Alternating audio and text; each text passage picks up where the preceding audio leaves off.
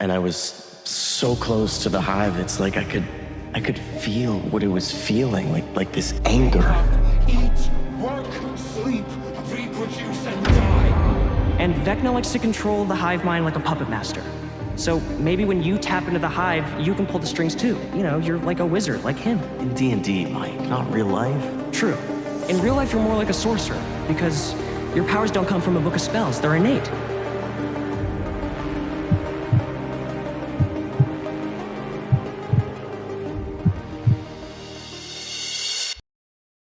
Magos, hechiceros, brujos, taumaturgos, conjuradores, evocadores, nigromantes. Chicos, en el vasto léxico de la lengua castellana existen una gran variedad de palabras para las cuales uno puede referirse a un usuario mágico, un tipo que tiene facultades y poderes sobrenaturales. Y en líneas generales, en la mayoría de sus usos, estas palabras está bien entenderlas como equivalentes, como sinónimos. Yo me pongo a pensar, por ejemplo, en Harry Potter, y es realmente indistinto si me refiero a él como un hechicero o un mago o un brujo, más allá de las costumbres del propio universo de referirse a los hombres mágicos como magos y a las mujeres como brujas. Sin embargo, existen distinciones que está bueno utilizar para delimitar un poco la naturaleza de el poder sobrenatural de un personaje y hacen que no hablemos de lo mismo cuando nos referimos a un mago, a un brujo o en este caso a un hechicero. Y vamos a definir a este último como una persona que a priori obtiene sus poderes de forma innata o por el contacto con alguna fuerza sobrenatural, en contraposición con las fuentes de poder del mago, que son mucho más académicas, o las del brujo, que tienen más de pactar con demonios y dioses malignos. Y sí, por supuesto, estoy sacando esta definición de Dungeons & Dragons, pero este tipo de diferencias se puede encontrar en mayor o menor medida en otros lugares también. Yo puedo poner el ejemplo de World of Warcraft, donde un mago es prácticamente un estudiante de las energías arcanas del universo, un estudioso, un académico, mientras que por otro lado el brujo es un agente del mal que transacciona con entidades malignas para obtener poder prohibido. Básicamente un brujo es como un mago pero con antecedentes penales.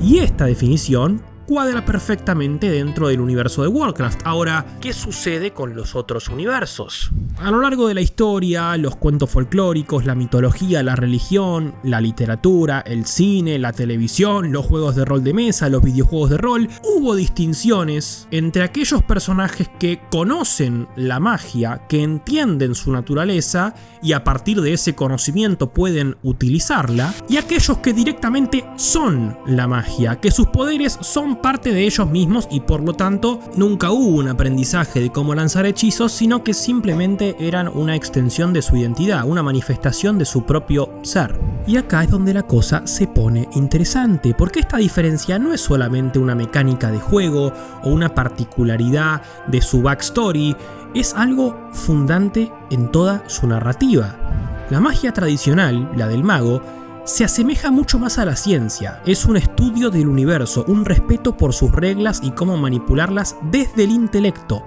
El mago es razón, el mago es inteligencia. Por otro lado, la magia del brujo es, en muchos universos, algo más transaccional.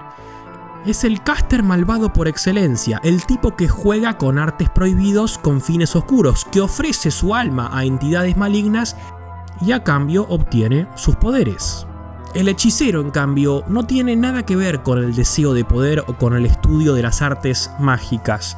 Su narrativa no trata sobre aprender u obtener algo, sino más bien sobre aceptar. No es una acumulación de saberes, sino de la capacidad del personaje de acceder a sus poderes, no porque entienda las fórmulas, sino porque tienen que ver con lo más profundo de su propia esencia. Es una historia de identidad. En esta fiebre de Stranger Things que estamos todos viviendo en este mes de diciembre, voy a aprovechar para hablar de la evolución del sorcerer, del hechicero, del mago por accidente. Por supuesto, esto conlleva una posibilidad de spoiler, pero teniendo en cuenta que el volumen 1 de la quinta temporada salió hace ya casi un mes y que internet está plagado de videos del tema y de tweets y de contenido y de todo, voy a asumir que estamos libres de riesgo. Pero si vos no lo estás y tenés ganas de ver la serie y no la viste, bueno, spoiler alert, hermano, más no puedo hacer. Will the Wise es nuestro ejemplo perfecto para el día de hoy, tanto por actualidad como por definición. Stranger Things hace un espejo constante entre su argumento y el lore de Dungeons & Dragons, y en las campañas con sus amigos, Will asume el rol de Will el Sabio, un usuario de magia claramente identificado con lo que conocemos como un mago, un tipo cuya maestría proviene de un riguroso estudio sobre las artes mágicas, pero hay que decir que Will, en la práctica, en la serie, jamás fue un mago. Will no estuvo en el laboratorio entrenando sus poderes psíquicos con Papa e Eleven, y lo que vemos en el capítulo 4 de la última temporada lo termina de probar. Will despierta como sorcerer sin recitar fórmulas antiguas, sin estudiar pergaminos, sin entrenar con nadie, porque su poder no viene de lo que sabe, sino de lo que siente. Yo leía a muchos en internet hablando de que esta última escena fue el poder del amor y la amistad salvando el día en su máxima expresión. Y si bien la gente lo dijo con un sentido totalmente peyorativo del cual estoy en desacuerdo, no dejan de tener razón. La magia de Will nace del trauma. Nace de su sexualidad reprimida, del amor por sus amigos y por su familia, de su necesidad de supervivencia. Nace justamente del amor y de la amistad, y es así como no termina lanzando hechizos de forma consciente, simplemente los transpira, los sangra, los emite como una señal sobre la que no termina de tener total control. Él no tira bolas de fuego como Will the Wise, él es el fuego. Hola a todos, yo soy el Niño Rana y bienvenidos a...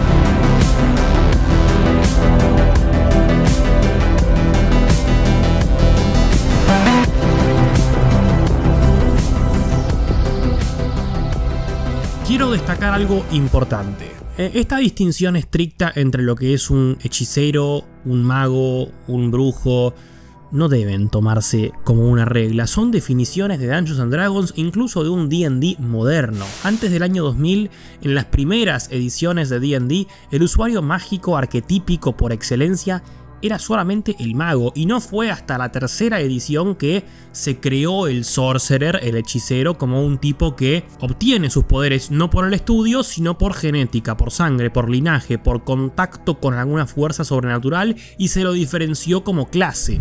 Es loco porque esto nos lleva a pensar en cómo carajo Mike sabía de esta distinción en 1987, teniendo en cuenta que iban a tener que pasar 13 años para que la clase del hechicero llegara a los manuales de juego. De todas formas, nada de esto importa. Yo no vengo acá a hablar del lore de Dungeons & Dragons ni de sus reglas, por eso digo que no nos tomemos en serio esta definición que propone el juego. Simplemente la voy a utilizar como ancla para hablar del personaje que obtiene sus poderes no por entrenamiento o estudio, sino por alguna otra cuestión que tiene que ver más con su destino, con su identidad. De hecho, si hablamos del origen y la evolución del hechicero, tenemos que decir que el folclore popular, hablar de una bruja, de un mago o de un hechicero es hablar de prácticamente lo mismo. Estos términos fueron, son y serán intercambiables, y dependiendo el universo en el que nos encontremos, vamos a encontrar matices que los diferencien o no. Ahora, yo lo destaco y tomo esta definición de D&D no porque crea que lo que dice es palabra santa, no lo es, sino porque la clasificación nos permite hablar claramente de arquetipos que son diferentes. Porque no es lo mismo un personaje que obtiene sus poderes negociando con el diablo que un personaje que obtiene sus poderes a partir de un estudio incansable, u otro, en nuestro caso el día de la fecha, que obtiene sus poderes sin realmente buscarlos, que obtiene sus poderes por accidente, por herencia, por don natural o por una maldición. No es lo mismo. Y sí, D&D es quien los termina clasificando, pero estas distinciones narrativas existen hace muchísimo más tiempo que el año 2000. Si nos vamos a la etimología de la palabra, ya podemos empezar a entender por dónde va la cosa. Mientras que wizard deriva del inglés antiguo whiz, que significa sabiduría e implicando la acumulación de conocimiento y el estudio, una palabra que ya de por sí denota una cuestión de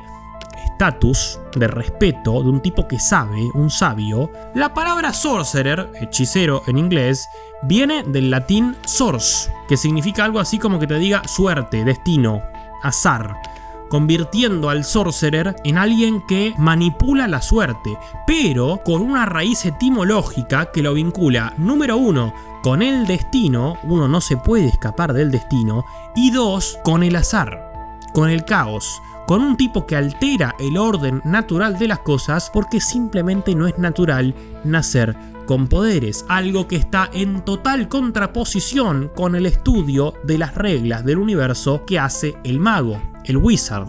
Ya van viendo cómo nos salimos de D&D y entendiendo las palabras uno se va imaginando a personajes diametralmente diferentes. Probablemente cuando yo les dije wizard recién y les expliqué de dónde venía la palabra, se imaginaron a un viejito con un bastón, un anciano, un consejero, un Merlín, un Gandalf, un Dumbledore, un abuelito que sabe muchas cosas y como sabe muchas cosas puede tirarte rayitos mágicos. Y por otro lado, cuando yo les hablo de sorcerer y de la manipulación de la suerte y el destino y el orden natural de las cosas, no vas a imaginarte a un viejito piola en su torre mágica leyendo libros, digo yo. Y es a partir de acá donde se van codificando las diferencias más importantes y donde el hechicero moderno hunde sus raíces conceptuales en una magia mucho más salvaje e innata. Yéndonos a un ejemplo, si queremos encontrar el origen de todo esto, tenemos que irnos a la mitología griega para hablar de Medea, que es básicamente la proto-hechicera. Porque aunque muchas veces te la pintan como una sacerdotisa, una mina que es la sacerdotisa de la diosa de la hechicería, su poder no viene de rezar ni de estudiar libros, viene directamente de la sangre. Estamos hablando de la nieta de Helios. ¿Y quién es Helios? Helios es el dios del sol, del puto sol. O sea, esta afinidad con la magia que tiene Medea viene de fábrica. Pero lo más importante de Medea no es de dónde saca el poder, sino de cómo lo utiliza. Porque introduce algo que después vamos a ver 1000 veces más en la fantasía y en la ciencia ficción cuando veamos estos arquetipos de hechicero, que es la volatilidad emocional. Fíjense el contraste. Veníamos de la imagen de un mago anciano, estoico, que no se inmuta, y de repente tenemos a alguien cuya magia explota con las pasiones. La historia puede que la conozcan. Medea se enamora de el héroe Jasón, un tipo que tenía la misión imposible de robar un artefacto legendario que se llamaba el Vellocino de Oro. Entonces vos imaginate la suerte que tenía este tipo, que en el medio de esa misión imposible, la mismísima hija del sol se enamora de él y está dispuesta a ayudarlo. Jasón, que no es ningún boludo, donde la hechicera ve amor, él ve una oportunidad. Claro, yo te prometo familia, matrimonio y vos me ayudás a robar el vellocino. Yo te vendo la fantasía del héroe y la princesa no por amor, sino por pura ambición y conveniencia. Y Medea, por supuesto que compra, como compraríamos todos si estuviésemos enamorados de alguien. Compra con todo, tan fuerte es la obsesión que incluso traiciona a su propia sangre para cumplir su parte del trato, descuartizando a su hermano y escapando con el ladrón, y convirtiéndose así en una exiliada, una paria, solamente para ser la esposa de este tipo, de Jasón. Por supuesto, esto no podía terminar bien y no lo hace. Pasan los años, tienen hijos, se instalan en un lugar que se llama Corinto. ¿Y qué pasa? Ya no hay ningún tipo de sostén en este vínculo. Jasón, que siempre fue un político disfrazado de héroe, empieza a ver a Medea como un problema. En esa sociedad civilizada, tener de esposa a una hechicera extranjera, peligrosa, pasional, que es la hija de un dios, no se ve tan bien. El tipo tenía a una goth girl y quería vivir en un country con los de la high class. Ya no le sirve Medea para conquistar reinos, ya no le sirve para robar objetos legendarios y encima de todo le mancha la reputación. Entonces, tal y como llegó la oportunidad de casarse con Medea para robar el vellocino de oro, llega la oportunidad de casarse con la princesa de Corinto y Jasón no lo duda. Mira los números, che, mi amor, hasta acá llegamos, lo hago por el bien de la familia y cambia de socia. Y ahí es donde Medea se rompe, porque para Jason el matrimonio era simplemente un contrato rescindible, pero para ella era un pacto de sangre sellado con crimen, con el crimen de haber matado a su propio hermano. Es tanto el dolor que siente Medea que mata a la princesa con la que se fue su esposo, mata al rey y en el acto más horrible de todos asesina a sus propios hijos, los que compartía con Jasón, y no lo hace por falta de amor hacia ellos, lo hace porque sabía que era la única forma de destruir a Jasón por completo, privándolo así de su legado y su futuro. Su necesidad de herirlo era mucho más fuerte que su propio instinto maternal. Y es esta historia para mí la que capta con perfección la verdadera tragedia del hechicero. Es la del precio de tener un poder inimaginable atado intrínsecamente a tu identidad, tus deseos y tus pasiones. Y resulta sumamente interesante porque Medea confunde y te hace creer que sus poderes vienen del sol, pero lo cierto es que tienen mucho más que ver con la emoción y la pasión desbordada. Sí, por supuesto, todo comienza con la pesada herencia, es la hija de Helios, eso es lo que atrae tanto a Jasón en un principio, pero lo que realmente termina de movilizar la historia no es su capacidad como hechicera, sino cómo sus poderes se manifiestan producto de la volatilidad emocional, producto de sus pasiones. Algo que se contrapone con el estoicismo del mago clásico, del Gandalf, del Merlín, del Dumbledore. Demos un salto hacia la literatura fantástica de los años 60 y 70. En una época dominada por chads musculosos como Conan el Bárbaro, Michael Moorcock creó la antítesis perfecta, Elric de Melniboné. Para el jugador de D&D, Elric realmente es más un brujo que otra cosa, un warlock. Al fin y al cabo su poder depende de pactos con un señor del caos y de Stormbringer, una espada sintiente que lo tortura. No sé, ya a mí esto me empieza a estimular un poco, la verdad. Pero sí, Elric parece más un brujo que hace pactos y transacciones para obtener su poder, ¿no? Sin embargo, si miramos su alma narrativa, Elric es la definición trágica del sorcerer. Les doy un poco más de contexto. Elric es el emperador de Melniboné, la isla del dragón, una civilización antigua, inhumana y cruel que gobernó el mundo y que ahora vive sumida en la decadencia, el hedonismo sádico y la tortura. En este contexto, Elric es una anomalía en su propia raza. El tipo nació albino, enfermo, frágil, sin la ayuda de hierbas raras, sin magia hechicera. El tipo apenas tiene fuerza para levantar una copita de vino, mucho menos una espada. Y es con estos desafíos donde la magia no es algo que él estudia por ambición, es lo que lo mantiene con vida. Mientras su pueblo se deleita en la crueldad, Elric es un filósofo melancólico, un intelectual con conciencia atrapado en el trono de una nación de monstruos. Y aquí radica el conflicto del hechicero, la identidad. Sobre el papel, Elric debería ser el final boss de un imperio lleno de forros, de gente malvada, pero no es el caso. La lucha de Elric es interna, intentando desesperadamente rechazar la maldad de su herencia, pero viéndose obligado a invocarla una y otra vez para salvar a los que ama o simplemente para sobrevivir un día más. Su historia no trata sobre la acumulación de saberes, como el mago, ni de la mera transacción de poder, como el brujo, trata sobre la maldición de la estirpe. Es la historia de un hombre en guerra con su propia naturaleza, alguien que transpira magia y muerte, no porque quiera, sino porque es la única forma en la que sabe existir. Y chicos, eso es exactamente lo que para mí constituye a la tragedia del hechicero, tragedia que también sufre, por ejemplo, Will Byers, de forma distinta, claro, pero siendo dos ramas del mismo árbol. Posteriormente se formalizaron estas definiciones con la publicación de la tercera edición de Dungeons & Dragons y la introducción del Sorcerer y el Warlock en la 3.5, separándolos de una vez por todas del Wizard, pero es importante notar que estas distinciones tienen como objetivo simplemente el armado de un juego con mecánicas y sistemas que pongan límites sobre lo que es y no es un jugador. Luego, en el apartado narrativo, los tres conceptos se mezclan bastante. Gandalf tiene sus poderes de forma innata, pero arquetípicamente se asemeja mucho más a lo que entendemos como un mago. Harry Potter nació con poderes mágicos, pero tiene que ir a estudiar a Hogwarts para aprender a utilizarlos. Doctor Strange parece estar destinado a convertirse en el hechicero supremo, y sin embargo, muchísimo entrenamiento y estudio le llevó a adquirir sus poderes. En la práctica, Hechicero, brujo, mago no son más que nombres que se solapan, muchas veces resultan intercambiables y solo en algunos universos significan cosas diferentes.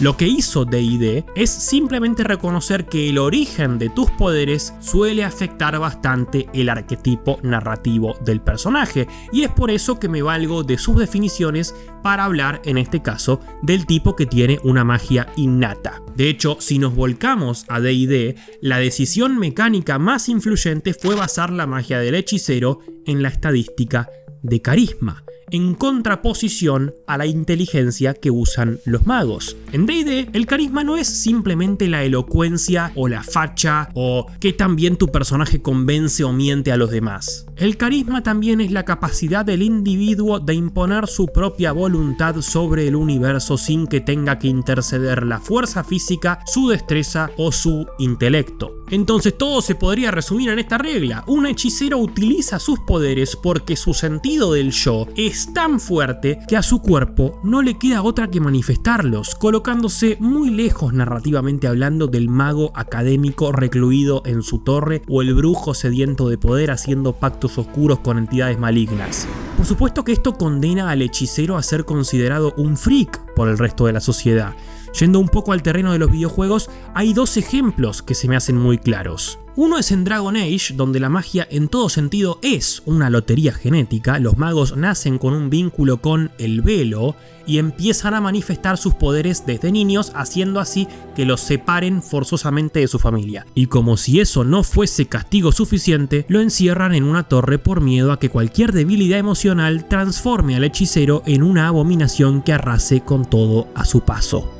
El miedo de la sociedad se basa en la idea de que los demonios del velo se alimentan de las emociones humanas, y con el vínculo tan fuerte que tienen estos con los hechiceros, ante la mínima subida del ritmo cardíaco se puede ir todo al carajo. Los ven como una bomba humana.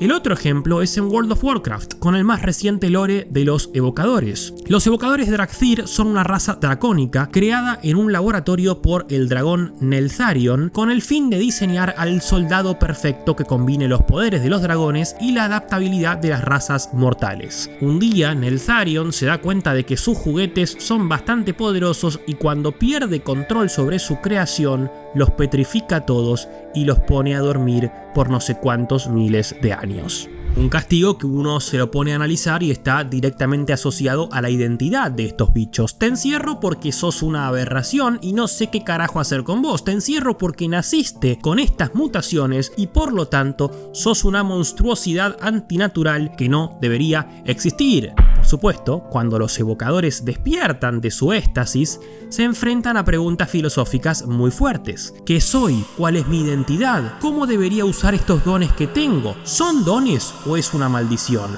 ¿Soy un monstruo que merece permanecer petrificado por 10.000 años más? A mí lo que más me gusta de esta historia no es que el terror provenga del poder que tiene el evocador, sino de su propia voluntad. Esto que hablábamos antes del carisma. Neltharion creó a sus evocadores a conciencia. Él sabía lo que estaba haciendo. Pero no es hasta que estos se liberan de su propio control que verdaderamente se aterroriza por lo que hizo. No es su poder lo que le parece monstruoso, es la libre voluntad de su creación. Y esto nos trae de vuelta al principio, a Hawkins, a Will Byers. Porque si miramos la evolución de Will, vemos perfectamente trazado este camino del mártir. A Will the Wise lo captura el Demogorgon ni bien comienza la serie. Su historia nace a partir del trauma. El primer capítulo se llama The Vanishing of Will Byers. Cuando vuelve es el Zombie Kid o Zombie Boy, no sé cómo le dicen. Para el pueblo él murió y resucitó de entre los muertos. Nada de esto estaba en los planes del chico. Él quería jugar con sus amigos hasta que le toque irse a la universidad y quería jugar a ser un mago y a D&D y andar en bicicleta, pero el destino tenía preparado otros planes para él.